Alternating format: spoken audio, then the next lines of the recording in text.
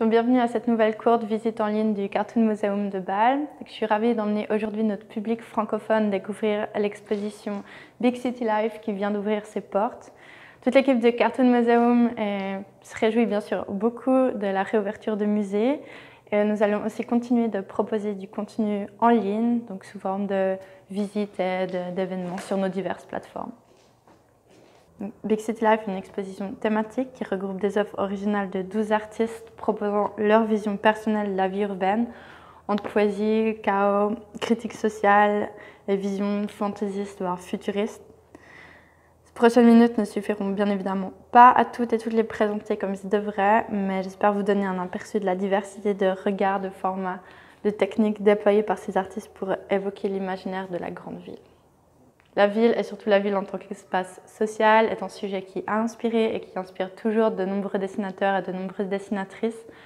On se souvient de l'exposition précédente ici au Cartoon Museum sur Brecht Evans. On a pu admirer ses aquarelles très colorées, inspirées de son expérience de la vie nocturne dans les grandes métropoles européennes.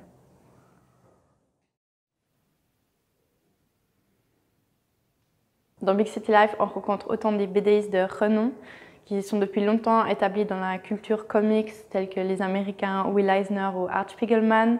Mais on peut aussi découvrir des jeunes illustrateurs et illustratrices contemporaines, tels que Gabriela Giandelli, Yann Kebi ou encore Christophe Niemann. Donc, tous styles confondus, les dessins exposés ont été créés entre 1918 et aujourd'hui. D'une part, l'exposition témoigne de l'extrême richesse de la forme d'expression artistique qu'est la bande dessinée, autant en matière de sujet, de style et de technique, comme je l'ai déjà dit. Et d'autre part, Big City Life apporte une perspective historique sur l'évolution de la bande dessinée et du roman graphique. C'est pour cette raison que Frans Mazerel a été choisi comme point de départ de l'exposition. Frans Mazerel, cet artiste belge du début du XXe siècle, est connu pour ses dessins silencieux en noir et blanc et au très fort contraste qui donne une atmosphère un peu dramatique. L'œuvre de Mazerel aura aussi par la suite un impact significatif quant au développement du roman graphique en tant que genre. Il a notamment été redécouvert par Art Spiegelman dans les années 80 et le graphiste de Maus, son fameux récit autobiographique sur l'Holocauste, a été inspiré en partie par Mazerel. Je ne vais pas m'y attarder aujourd'hui, mais des œuvres de jeunesse de Spiegelman sont à voir plus loin dans l'exposition au premier étage.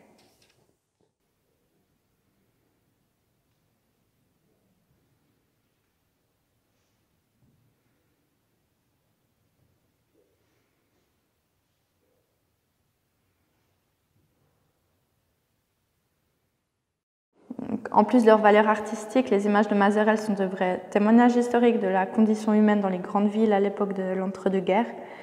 Frans Mazerel était très engagé socialement et critique envers la ville moderne et l'idéologie capitaliste associée. Je trouve que son agenda politique se ressent dans ces images qui montrent des gratte-ciels menaçants ou des individus anonymes perdus dans la masse, ou bref, qui montrent la dureté sociale de l'époque industrielle. Ce précurseur du roman graphique expérimente avec différentes techniques, de langue de Chine à la gravure sur bois, pour créer ces compositions réduites mais très expressives qui racontent une histoire sans mots. Comme ici, par exemple, il a créé une série de gravures de différentes prises de vue de la ville, qui s'appelle simplement La Ville et qui est parue en 1925. Ce sont les extraits qu'on voit ici derrière moi.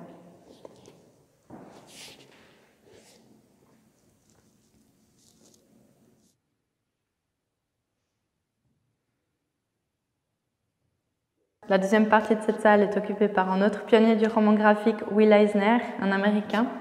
Il a participé beaucoup à l'établissement du roman graphique en tant que genre littéraire.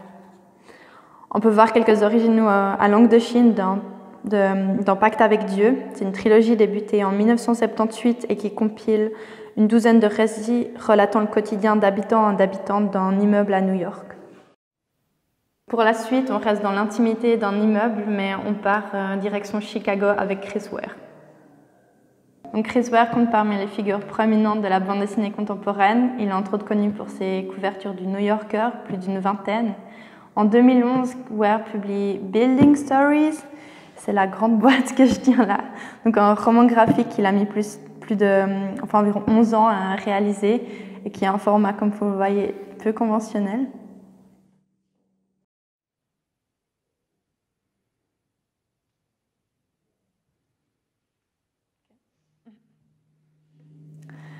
La protagoniste est une femme inconnue qui a perdu une jambe lors d'un accident dans son enfance et qui vit dans un immeuble brownstone typique de Chicago.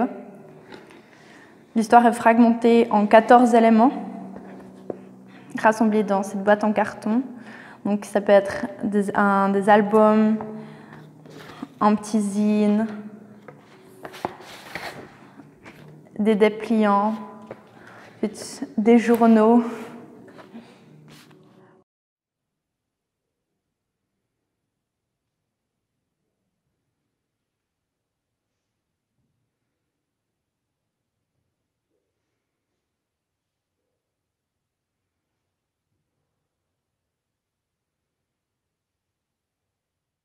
Building Stories n'a ni début ni fin, on peut lire sans ordre fini. C'est un peu une métaphore de nos mémoires et du fouillis de nos souvenirs.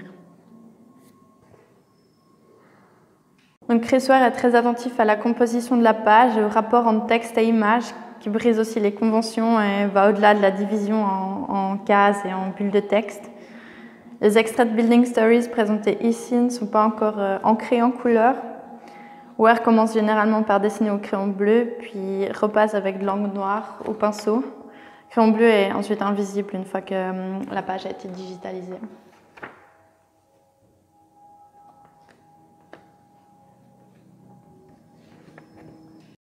Lorenzo Mattotti et Michael Matisse sont les deux derniers dessinateurs contemporains dont je vais vous parler aujourd'hui. Donc dans cette salle, ils proposent les deux des séries de paysages urbains sombres et plutôt glauques. D'un côté, on a Michael Matisse et des extraits de son ouvrage La Ville Rouge, paru en 2007. Dans un format proche du reportage, Matisse parle du déclin de la ville industrielle de Charleroi en Belgique. C'est sa ville natale à laquelle il est très attaché. Comme chez Mazerel, l'aspect de critique sociale quant au devenir des villes est très présent. La nostalgie et la douleur de la disparition inéluctable des lieux qu'il a aimés se reflètent aussi dans la technique utilisée par Matisse. Il étale du sang de bœuf provenant des abattoirs de Charleroi sur une feuille plastique, ce qui donne ce rendu dans des tons sépia et délavés.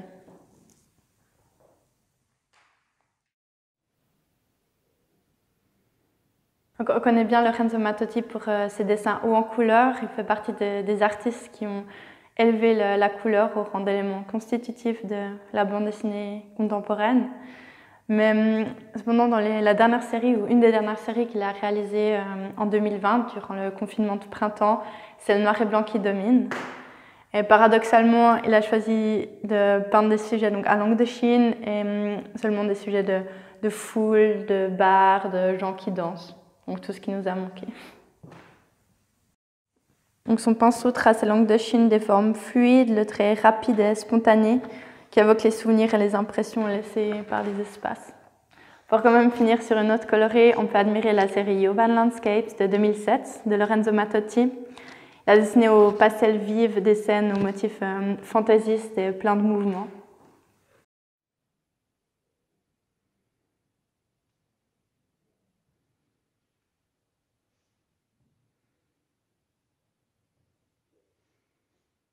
Vous pouvez écouter Lorenzo Mattotti, mais aussi Yann Kaby, parler de leur travail et de leur rapport à la figure de la ville dans notre nouvelle série de vidéos de discussion avec les artistes dans leur studio.